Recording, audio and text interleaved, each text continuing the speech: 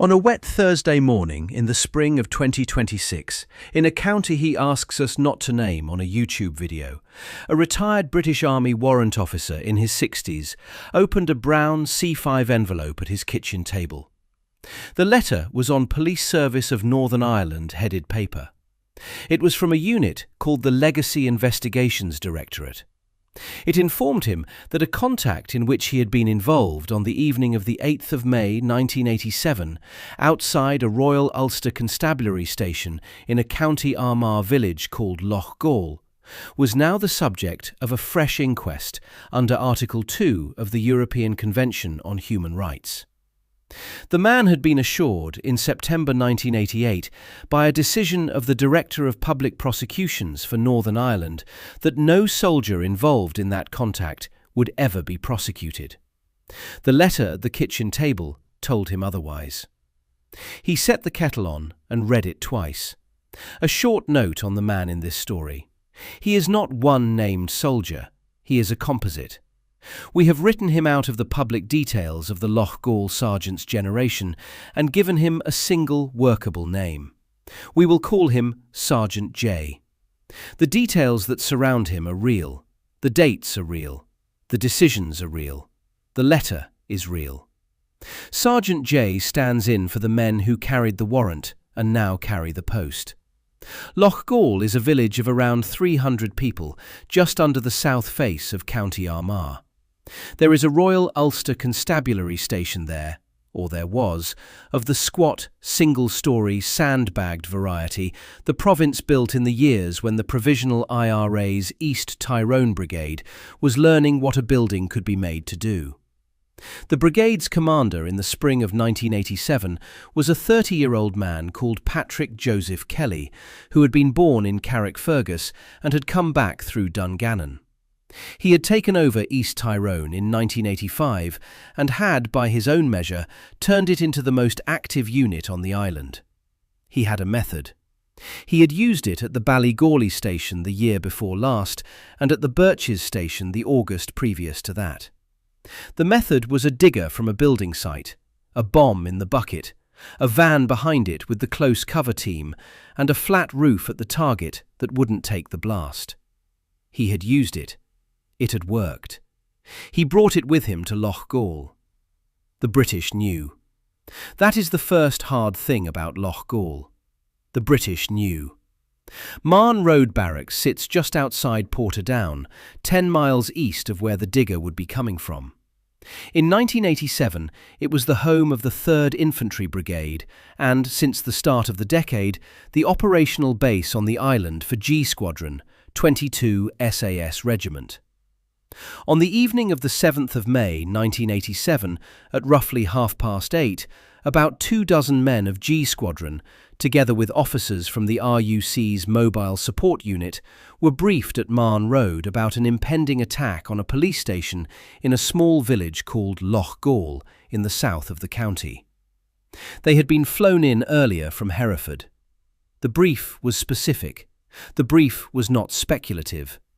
The brief named the timing within hours. This is the second hard thing about Loughgall. Whatever else may be in dispute, no one disputes that the British arrived knowing. By the morning of the 8th of May, the village had been emptied of its usual patrols. Locals would later say they had noticed the absence beginning on the Wednesday. Inside the station, the everyday RUC officers had been quietly stood down. In their place, 6 of the SAS men had moved in plain clothes. 18 others in uniform were placed in 5 wooded positions around the perimeter, behind a row of trees on the road that ran past the building. Cut-off groups were sighted to cover any line of escape. That is the briefing. That is the night before. Sergeant J, in our composite, lay in a hedge on the perimeter for the rest of the night and most of the next day. He had been told there would be no consequences. At 7 in the evening on the 8th of May, a blue Toyota Hiace van drove slowly past the station. A few minutes later, it returned, this time followed by a stolen mechanical digger, 3 hooded men in the cab, an oil drum packed with around 200 pounds of explosive sitting in the bucket. The driver of the digger swung it through the perimeter fence. The men in the van began to fire on the building. The bomb detonated and took off almost half the police station. What followed was over almost as quickly as it began. The accounts vary on the duration. The record corrects one detail here, because the duration of the contact has often been described in long minutes, but in the published accounts, the gun line itself ran in seconds, with eyewitness perception stretching to 3 or 4 minutes under the volume of fire. Around 600 rounds were fired by the British side, around 78 by the IRA side. Approximately 125 strike marks were later counted in the van. All 8 of the men in the IRA unit did not leave the engagement zone. Their names were Patrick Joseph Kelly, James Linner of Monaghan, aged 32, Padraig McKerney, Seamus Donnelly, Declan Arthurs, Eugene Kelly, Tony Gormley, and Gerard O'Callaghan. That is the East Tyrone Brigade's senior active service unit, almost in its entirety, lost in a single contact. It remains, by some distance, the worst day in the Provisional IRA's military history. A short, cold detail belongs in this beat, and the brief insists we hold it. As the engagement was running, a white Citroën GS drove into the zone. It contained 2 brothers from the village. Anthony Hughes, a civilian, did not survive. His brother Oliver was severely wounded, struck approximately 14 times. Approximately 34 marks were later counted in the bodywork of their car. The Ministry of Defence would, in March 2014, send the Hughes family a written apology, stating that both Anthony and Oliver were wholly innocent of any wrongdoing. But this is not their story tonight. This is Sergeant J's story. Sergeant J, in our composite, lay in the hedge, fired the rounds he had been trained to fire, watched the contact end. The helicopters lifted from a flat patch outside the village. They went southeast into the dusk to Bessbrook Mill in South Armagh, then in its operational peak as the busiest heliport in the world, the place that fed and bled South Armagh by air, because South Armagh's roads were not for British soldiers to travel by. The exfil was logged, the debrief was logged, the D-kit was done. Within a few hours, the men of G Squadron were back inside the wire in the small hours of the morning. None of them, on that night, were thinking that nearly 40 years later, one of them would be opening a brown envelope at a kitchen table. Now we cross into the law. The contact in the law did not end on the 8th of May 1987. It is still going on. 16 months after the engagement, in September 1988, the Director of Public Prosecutions for Northern Ireland, Sir Barry Shaw, concluded, in the public phrasing of the time, that the evidence did not warrant the prosecution of any person involved in the shootings. Sir Barry Shaw had been the first holder of the post of DPP for Northern Ireland, appointed in April 1972, knighted in 1980, retiring in 1989 after 16 years carrying the heaviest prosecutorial load in these islands. He died in 2010. His September 1988 decision is the document at the heart of Sergeant J's case. Now, the record varies on how to read that decision. The record varies on whether it was an assurance. It is the central question this video asks, and the question this video will not answer for you. In strict legal terms, the 1988 decision was an exercise of prosecutorial discretion. It was not a contract. It was not a binding non-prosecution agreement. It was not an immunity. It was not the same kind of document as a comfort letter, which we will come to. In strict legal terms, the 1988 decision was a decision a future DPP, or a future court, could in principle revisit if material new evidence emerged. In the way Sergeant J read it, on the day and for 38 years thereafter, it was an assurance. It came from the most senior prosecutor in the jurisdiction. It said no charge. He treated it as final. So did the men he had served with. So did the men who had briefed him at Marne Road the night before. The accounts diverge on this point. We are not here to tell you the soldiers were right or that the lawyers were right. We are here to hold the question open, because the question is now live in a way the men who read the decision in 1988 did not believe it could ever be live again. Here is what is not in dispute. By 1988, the question of what the British state should do with men who had carried lawful warrants and conducted lawful operations was a question the British state preferred not to look at. The DPP closed the file. The file stayed closed for nearly the rest of the century. Then came 1998 and the Belfast Agreement, and a small bureaucratic procedure that, in the years that followed, would come to define the asymmetry Sergeant J now reads about at his kitchen table. In the negotiations of the late 1990s, the position of paramilitary fugitives, the people known in the shorthand of the talks as on the runs or OTRs, was raised. From around the year 2000 onwards, an administrative scheme operated under successive Labour governments reviewed individuals named on Sinn Féin lists. Where the police reviewed the case and concluded that there was insufficient evidence currently available to prosecute, a letter was issued by the Prime Minister's office. About 156 Republicans received such letters between roughly 2000 and 2012. The government maintained, then and since, that these letters were not amnesties, not immunity, not pardons. They were administrative letters of comfort. The scheme became public in February 2014 when the trial of John Downey, accused over the 1982 Hyde Park bombing, in which 4 soldiers and 7 horses had been lost, collapsed.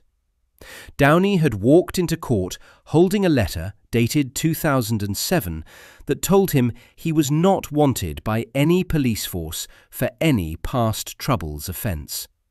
The judge stayed the indictment. Downey walked out. 4 soldiers' families watched him walk out. No equivalent letter was ever issued to a British soldier of Operation Banner. There was then no soldier equivalent comfort scheme.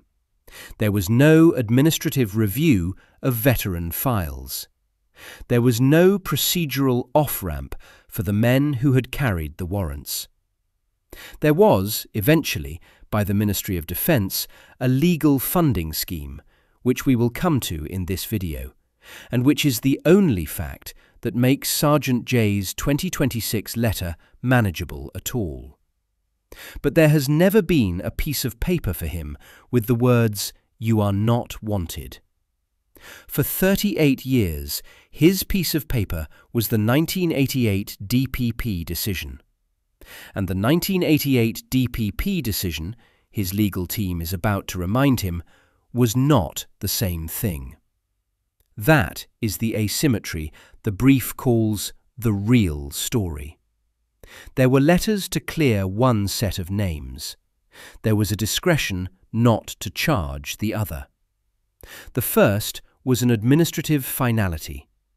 The second was, in law, only a pause. Now we move into the years where the pause was lifted. In May 2001, the European Court of Human Rights handed down its judgment in Kelly and Others versus United Kingdom, the case brought by the next of kin of all 9 men who had not survived the contact, including Anthony Hughes's widow, Bridget.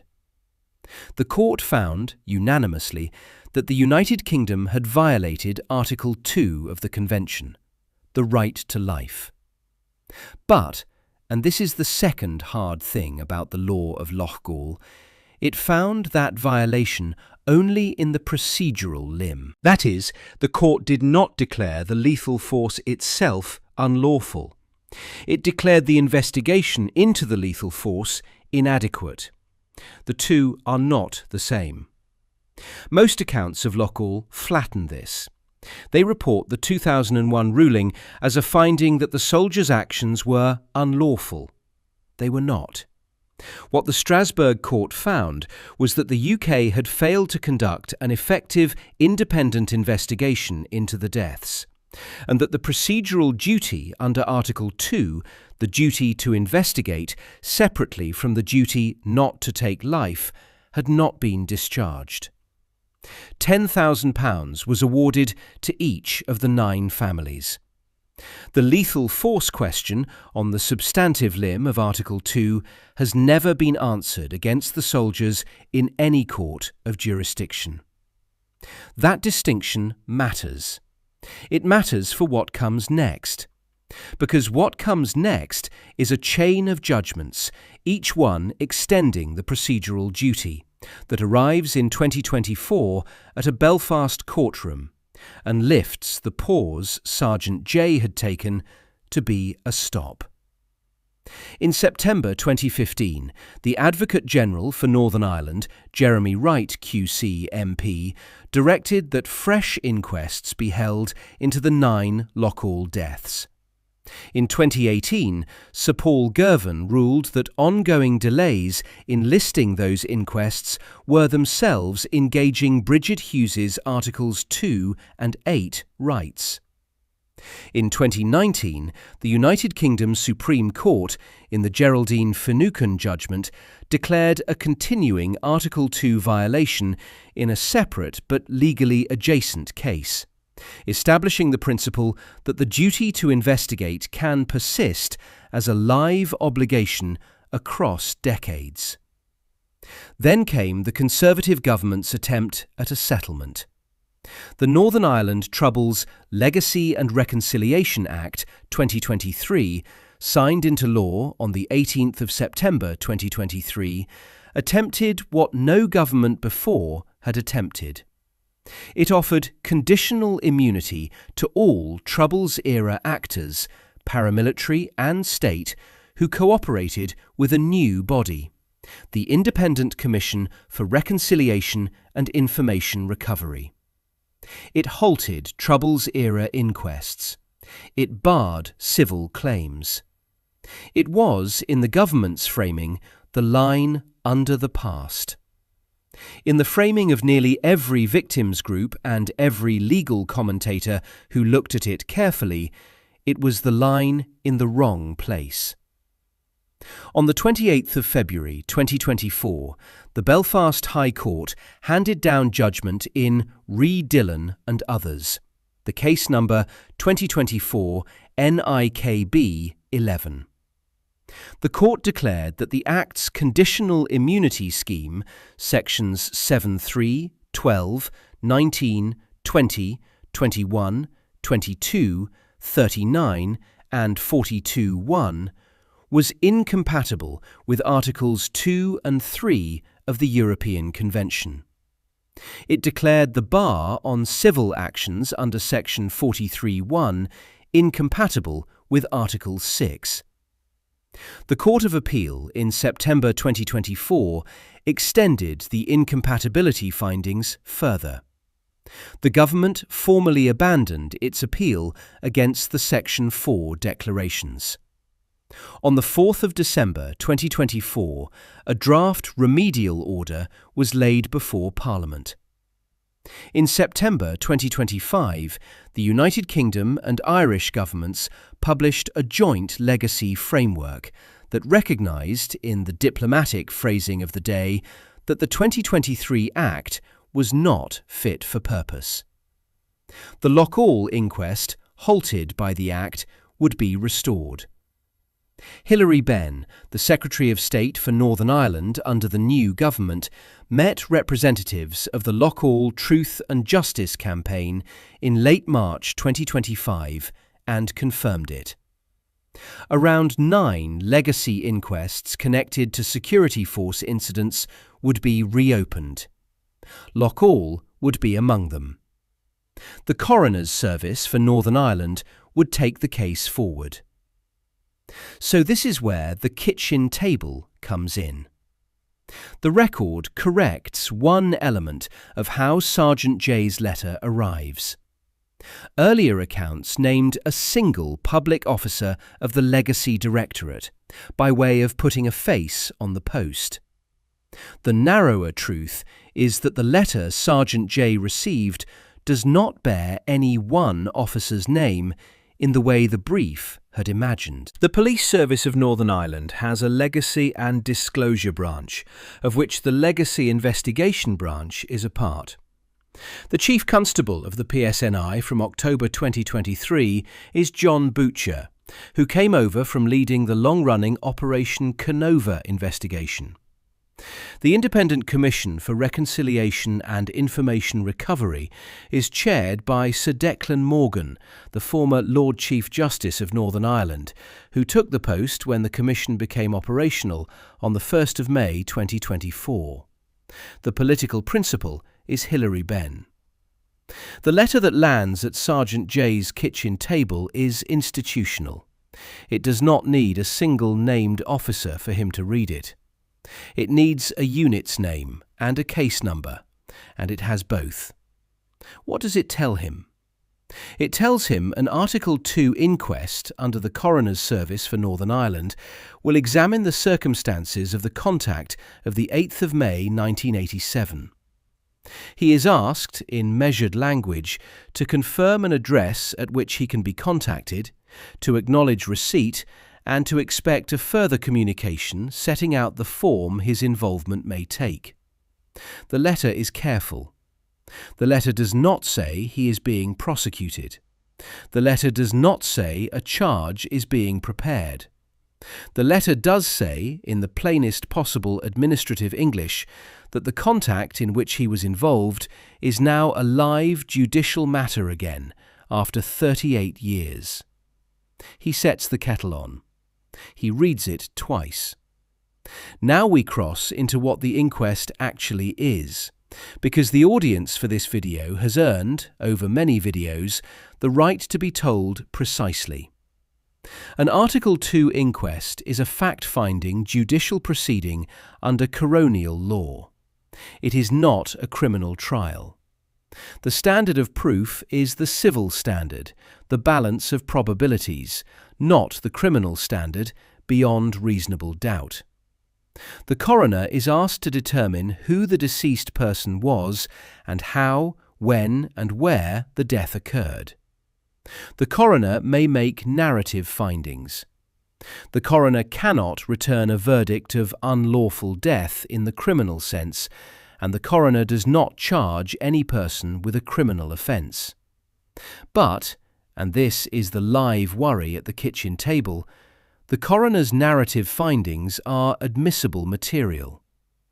If those findings establish a fact pattern that materially alters the prosecutorial calculus of the Public Prosecution Service for Northern Ireland, then a fresh prosecutorial decision may, in principle, follow. The 1988 decision was discretionary. A discretion can be revisited. A 2026 inquest, producing findings that a 1988 file did not have before it, is precisely the kind of new material that allows the question to be opened again. This is what Sergeant J knows. This is why he sets the kettle on. Now, who pays for any of this?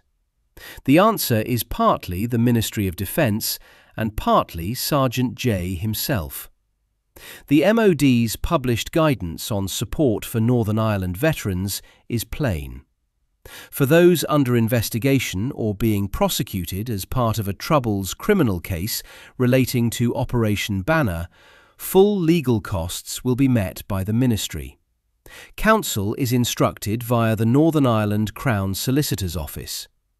Where there is a conflict of interest between the ministry and the individual may seek separate representation at the rates the ministry would ordinarily pay. If the individual prefers more expensive counsel, the individual pays the difference. Freedom of information data compiled by the Action on Armed Violence project shows that the ministry paid approximately £12.5 million in Northern Ireland legacy-related claims in the 5 years to 2024. That is the scale of the bill that runs through the MOD legal funding system. It is real. It is substantial. But, and Sergeant J knows this because his solicitor told him, it is not the same as the structured administrative finality the comfort letter recipients of 2000 to 2014 received. A 2007 letter sent to a Republican fugitive said, "You are not wanted." A 2026 MOD legal funding grant sent to a British soldier says, "You are being defended." The difference is the difference between a discharge and a counsel of war. And what does the IRA family's side pay? Bridget Hughes settled out of court with the ministry in April 1991. The ECHR awarded £10,000 in non-pecuniary damage in 2001. The Loughgall family's legal costs in the long campaign for fresh inquests have been borne in significant part by the Legacy Inquest funding scheme that Bridget Hughes herself won a landmark legal challenge over in March 2018. There is asymmetry on that side too. We are not here to weigh the asymmetries against one another. We are here to tell you they exist. Now we cross into the politics. We will be careful here. The government that is overseeing the unwinding of the 2023 Legacy Act and the restoration of the Loughgall inquest is the government of Sir Keir Starmer, elected in July 2024. The Northern Ireland Secretary is Hilary Benn. The Attorney General for England and Wales and Advocate General for Northern Ireland is Lord Hermer KC, appointed to the role on the 5th of July 2024. Lord Hermer is a barrister of long standing who, before his appointment, practised in human rights, public and international law. His prior client list, by his own public characterisation, included Gerry Adams on a matter unconnected to the legacy issue. He has separately represented the family of a British soldier who did not survive an IRA action in the 1970s. He has stated publicly that he has recused himself from certain matters since taking office, while declining, on the convention of his office, to identify which. The crossbench legal commentary on his recusal scope has included Lord Foulkes, a former Justice Minister, and Robert Buckland, a former Solicitor General. They have asked, in different forms, that he make his recusal scope public. He has declined. That is the documentary record. We do not, in this video, extend it. We do not say Lord Hermer has personally decided what happens to Sergeant J. We do not have evidence for any such claim, and we will not make it. What we can say on the public record is that the Attorney General's institutional role is the role he holds, and the Attorney General's prior client work has produced a controversy in which legal commentators across the political spectrum have asked for clarity. The audience for the parent video to this one, the video on Loughgall this channel released earlier in the year, was not waiting for that legal hedge. The audience for the parent video was furious. The most liked comment under that video on this channel reads in full, "And now Starmer and Hermer want to prosecute them. Now that is treason." It carries 168 likes as of the day of recording. A follow-up reads, And the litigation against former soldiers is exactly why we need to ignore the ECHR and lawyers like Lord Hermer and Keir Starmer. They are happy to prosecute old men who did their duty and reward the families of terrorists they shot. That follow-up carries 140 likes. Combined with a shorter, biting comment about lawyers, the comment stack runs to over 350 likes. That is the audience reading. It is a reading of an Attorney General and a Prime Minister as the legal architects of the post that has just landed on the table. It is not the only reading. It is a reading the channel did not invent, and which the audience can be heard giving in their own voice in the comments. We name it. We do not endorse it. We do not extend it. What we can do instead is name what the Attorney General has himself said. Lord Hermer, when pressed in public on conflict of interest questioning, said only that lawyers could represent clients irrespective of their own views. That is the orthodox barristerial defence, and it is the defence he chose. Hilary Benn, in his own published writing in the newsletter, has said the government's protections for veterans include protection from cold calling or unexpected letters, contact only through official channels, with Ministry of Defence support, and protection from repeated investigations, unless there are, in his phrasing, compelling reasons to do so. The veterans' representatives are not satisfied. The SAS Regimental Association has, by the end of 2025, sent a so-called letter before action to Hilary Benn, threatening legal challenge to the unwinding of the 2023 Act. A former senior officer of the regiment described the step in the British press as unprecedented in British military history. The Veterans Commissioner has separately criticised the government in public. And a serving but pseudonymous voice, the man called only John X in a long read published in November 2025, broke a silence the men of his generation had until then kept entirely.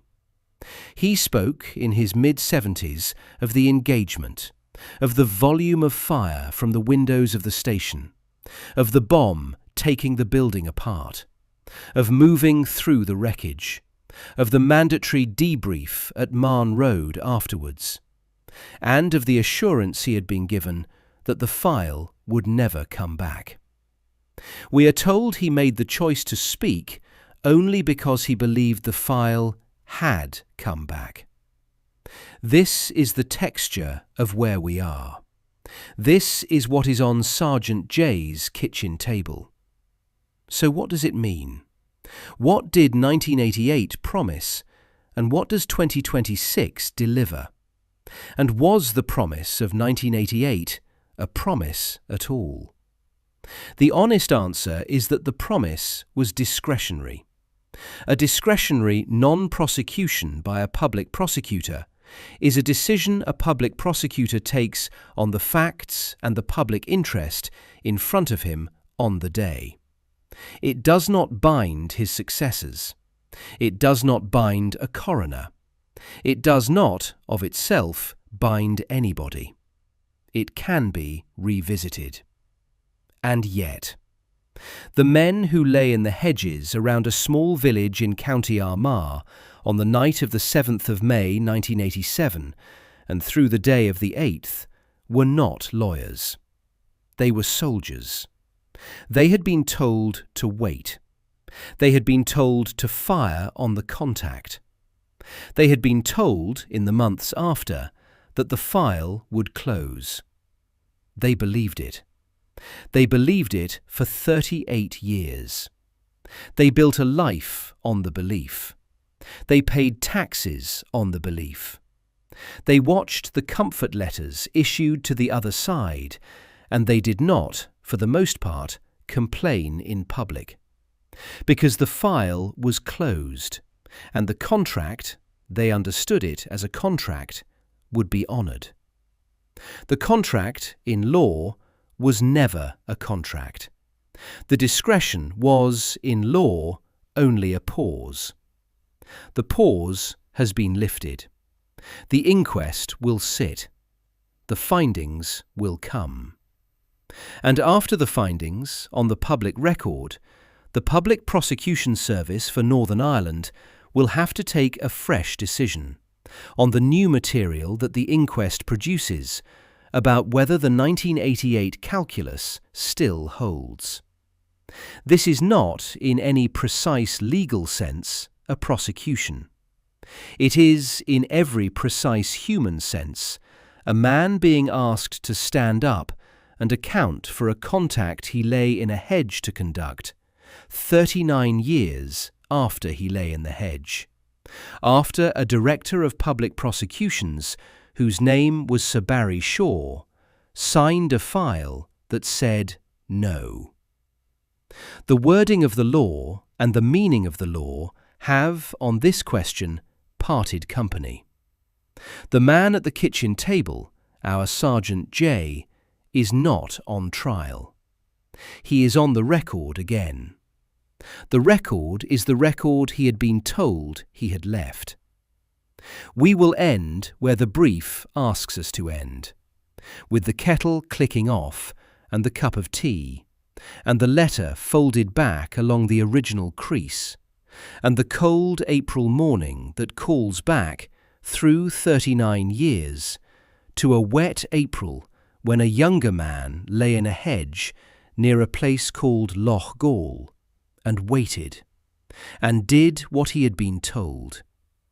He set the letter back in its envelope. He folded it once along the original crease and put it in the drawer of the writing desk where his long service and good conduct medal still sits. He told no one in his family. He went out into the garden. It was the kind of dim, cold April morning when, in the spring of 1987, in a hedge near a place called Loughgall, he had lain in the wet and waited, and done what he had been told. He had been told then that there would be no consequences. He had believed it. He had believed it for 39 years. He stood in the garden looking at the bird feeder, and he wondered now what he had ever believed.